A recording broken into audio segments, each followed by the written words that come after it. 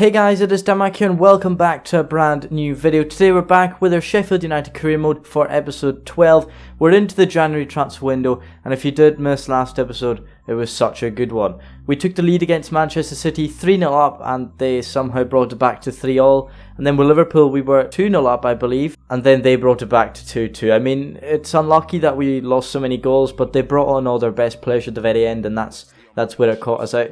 If you are new to the channel, smash a like button and also subscribe. Also hit that bell for the notifications whenever this series goes out, and also other FIFA videos that I will be doing. So we're going to head into this game against Charlton at home. We will be playing the youth lineup, and we might actually give one of our youth players the call up. So we've got Morgan King, 17 years of age. He's a left back. He's 60 overall. We're going to promote him to the senior squad. And hopefully we can play him in this match. Maybe not as proper starter, but maybe as a sub. Hello everyone and welcome to Bramall Lane for quite a foggy day as we're hosting Charlton Athletic for the round of 64 in the Emirates FA Cup. As hopefully we can beat them today. Obviously Charlton, I think they're League 1 or they're possibly Championship. So our lineup today, they've got Vrips in goals, Freeman, Bryan, Egan and Osborne are the back four. In the midfield, we've got Lundstrom, Caruthers, Besic and the other Freeman, Luke Freeman. And up top, we've got McBurney and Billy Sharp. It's kind of half and half between the youth players and also some of our main starters, because we need to be sure we get through. Obviously, we don't have the depth that the bigger teams have, so we have to play some of the main players. For Charlton, though, Maynard Brewer starts in goals with Solly, Locker, Yao and Stevenson at the back. Leko, Pratley, Morgan and Sarpong are in the midfield. Oztumer and Bon are up top for Charlton today. They're playing the same lineup as ourselves, a 4-4-1-1. Hopefully ours will be more clinical. As let's get this game underway. It will be Billy Sharp. Into Billy Sharp. He's not made many runs today, has Sharp, but hopefully that can change as he plays it inside to Mo Besic. Mo Besic can see the run of McBurney. McBurney's actually away. Can he hit it? Ollie McBurney straight at Yao. And it's out for a corner kick. Caruthers is going to whip in this ball onto the head of Sharp. Oh, I thought that was in. I so thought that was in for Billy Sharp. Rocketed past the post. And it's out for a goal kick. The goalless for 30 minutes so far. We just need to get into a rhythm. As we can see the run of Osborne. Osborne can whip it now into the box. Only as far as Yao. Can we win that header with Besic? Of course not. Of course not. As Charlton attack once again. What is going on here at Bramall Lane as Charlton are attacking? They've got Bon. He's free on goal. He plays into Oztumer. I don't understand. We're 1-0 down against Charlton. We haven't been able to break down their defence. And they've gone and scored. Look, there's just nobody running. We've got McBurney running, but it's found its way to Lundstrom. Lundstrom can play it through only as far as the defender Stevenson is out for a throw-in. And we desperately need a goal, but we're not really helping ourselves here with the runs. We found Caruthers. We can try beat the defence. He plays it inside, edge of the box to McBurney, who skips away from one. McBurney hits it. Oh, it's in the back of the net. Oh, well. That went against my words there. It's McBurney with the left foot. Puts in the top right corner. Past Brewer in the Charlton goal. And in the 48th minute of the first half, McBurney equalises for Sheffield United. Look at that. Top right corner past the Charlton keeper.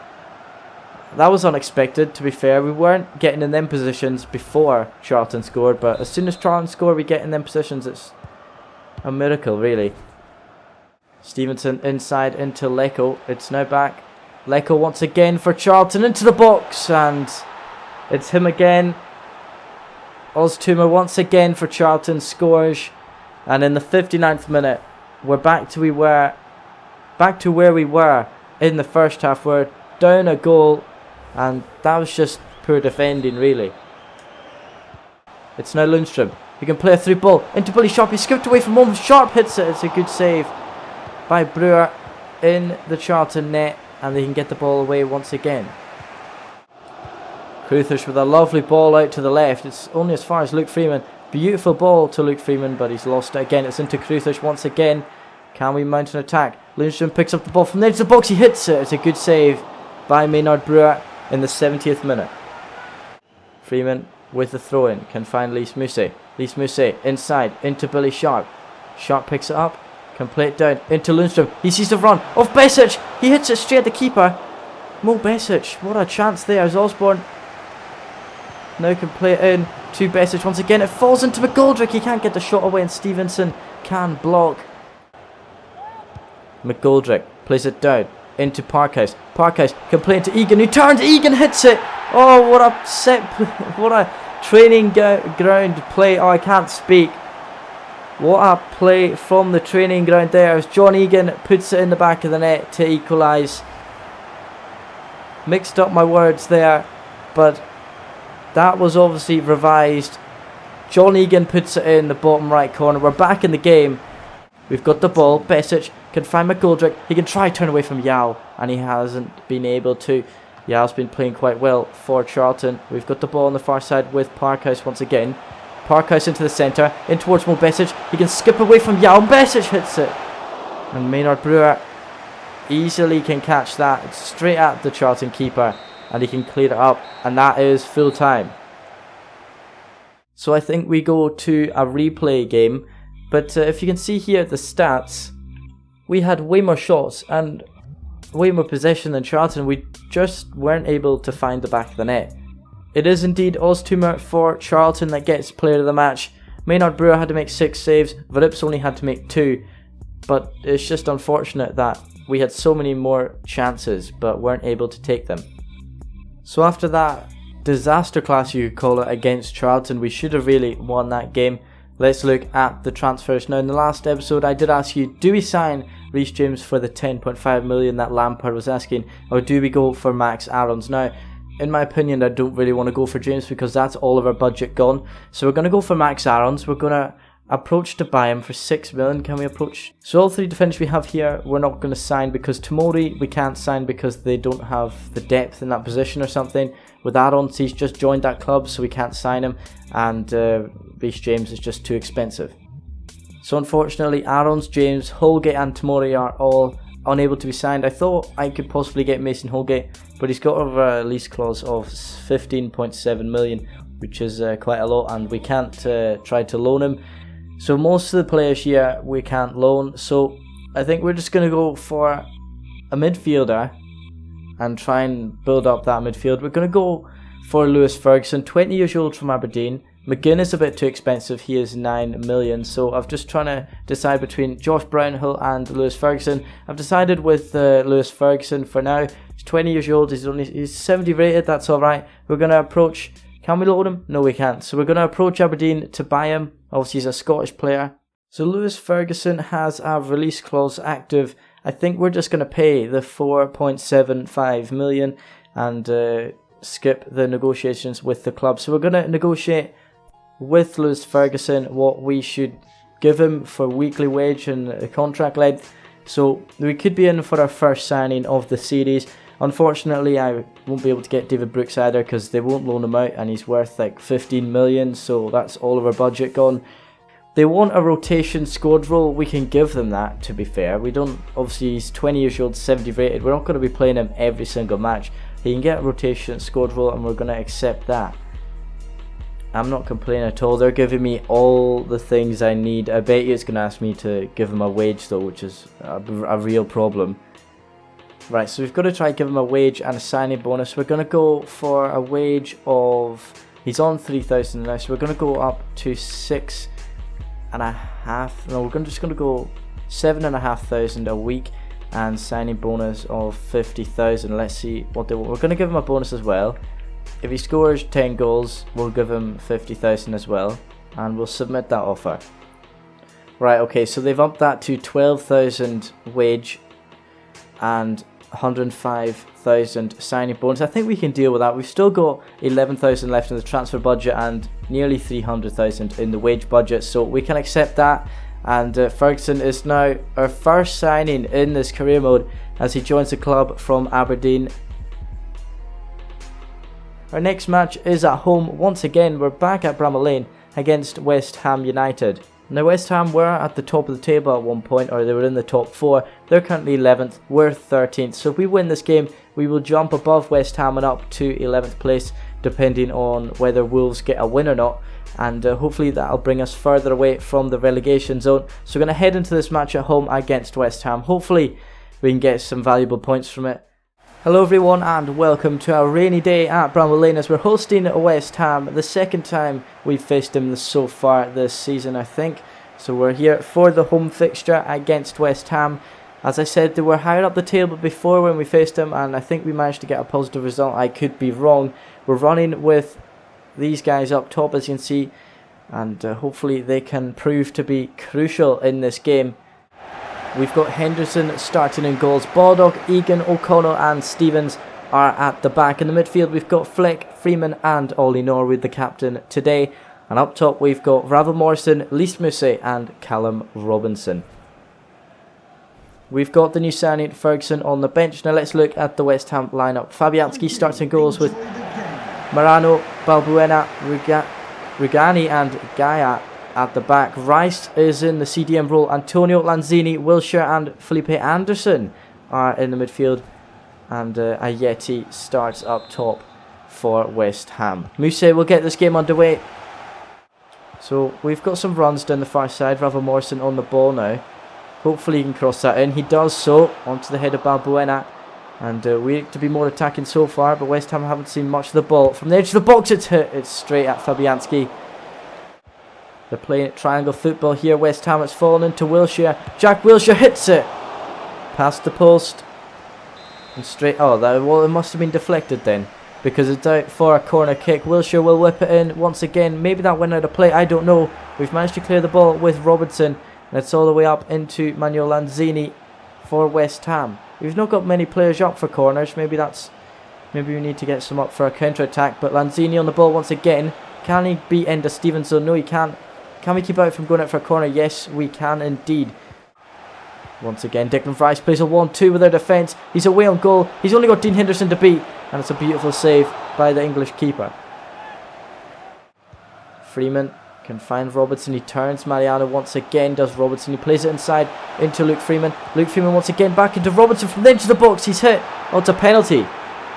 We're just about to go into half time. We've just hit the 45-minute mark. And there's been a penalty given against the defender. What is the ref going to say about this? Is it just a talking to for Balbuena? I think so. As you can see here, Robertson was shoved off the ball. Is that a penalty? Yes, it is indeed. Robertson on the penalty for Sheffield United sends Fabianski the wrong way. We break the deadlock in this match on the edge of half time, and Robertson is the goal scorer. Baldock can play into Ravel Morrison. Morrison inside into Fleck. Fleck finds Mousset somehow. Mousset can play back into Morrison. Lovely play here at Sheffield United. It's into the box. Mariano can put out for a corner. And we're pushing as hard as ever to get another goal. As a 2-0 lead is better than ever as it's into the box. Haller can clear. It's back to Fleck. We can turn Wilshere into the box from John Fleck. It's not as good as his left foot. Wilshere on the ball out to Gaia. He's got outstanding pace down the left hand side. We've got to watch out in the box now. It's into the box. It's fallen to Haller. And Haller has just put it in the back of the net. He got the slightest touch on that cross. It just pointed it right into the post as he's equalised for West Ham. I didn't realise how much pace their left back has, because that was immense. Look at this pace down the left wing for West Ham. He's whipped it into the box. Haller got the slightest of touches. Haller on the ball for West Ham, plays it out wide. Baldock can clear. And only as far as Lanzini on the edge of the area. Lanzini finds it once again with the ball. It's a good tackle there, a good crunching tackle. And it's played up into Lewis Ferguson. It's up into Lys Mousset. We can attack now. We've got 2 minutes left of this match. We're waiting for the run of Ravel Morrison, which we have found now. He can actually beat the defender of Gaia somehow on pace. Now Morrison can run into the box. He can play it down. It's only into Rugani who can clear that away. Mousset can find Morrison. That's a poor ball from Morrison, and it looks like the game's going to end 1-1 unless West Ham can do anything here. They cannot. We've got a draw out of this match, but we were 1-0 up, which really sets myself in a bad mood, because of that. We were unable to find the back of the net once again, although we did try quite a lot. Lewis Ferguson played alright for his first game for the club, although he was on for about 15 minutes. So as the game ends 1-1, it was quite a dead match on terms of shots. We only had 9 shots in the whole game for both teams, 5-4 for West Ham. We had more on target. Unfortunately, we weren't able to hit the target more often, as man of the match today was Callum Robinson with an 8.5 rating. Now I'm confused because we were running a 4-3-3, but the game's actually registered that as a 5-3-2. I don't know why. Lewis Ferguson was playing in the midfield, but somehow the game's decided, you know what, I'm just going to put him in the defence. Dean Henderson made 3 saves. On the other hand, Fabianski had to make 6, and these 6 were crucial for the result of the game, as it's 1-1. So we've got some players running out of contract. We did do this before, but we're going to work on it now. So Marcus Dewhurst now, we're going to negotiate a contract with him, because if he can stay, that would be great, because obviously he's going to build up and become more expensive for other teams to buy him, which is pretty helpful to our budget. So we're going to go with a wage of £600 and a signing bonus of £2,000, just to give that extra bit to Marcus Dewhurst to want to stay at the club. So we're going to offer that. He'll get an extra £2,000 in the bank if he wants it, but I reckon they're going to come back with a crazy wage. That's fine, they want that. So £600 and £2,000 signing bonus is what they want. We've signed Marcus Dewhurst on an extended contract, which means he stays for even longer. Now, we've got a few more players to do this too. David Parkhouse, Carruthers and possibly Kieran Freeman, because they're all going in 6 months, which is a big problem. So they've put down the benchmark of 3,100 wage with a signing bonus of 27,000. We can accept that because we need Parkhouse in the future. He will probably grow to be a big player, so we can possibly make some profit out of him if he decides to go before his contract is over. So they've accepted 3 years in the contract, no release clause, and they've given me 8,300 a week with a signing bonus of 77,000, and appearances, if he gets 10 he gets 82,000. So I will accept that because it brings down the wage a lot and it probably will equal itself out. So we'll sign Kieran Freeman on an extended deal for another 3 years, and it's also helped to reduce our player wages, and the board of directors will also be happy with that. But anyway guys, thank you ever so much for watching this episode. As we look at the calendar now, we've got 3 games left in January and 2 episodes obviously in the January transfer window. So if you want to let me know down in the comments below any players that I can sign, preferably a defender now that I can sign. I've got 11 million in the transfer budget, as we will show now. So the transfer budget is 11 million, but the board of directors want me to get a 67.5 million profit. So I don't know where that has come from. But I've got 11.3 in the transfer budget. I could probably fiddle about with the wage budget as well. But let me know down in the comments below who I can sign. Also guys, don't forget to like and also subscribe to the channel for more of this Sheffield United career mode. Let me know down in the comments any improvements I can make to the series, anything to make it better for the viewers. Thank you ever so much for watching. Have a wonderful day, and I'll see you guys next time.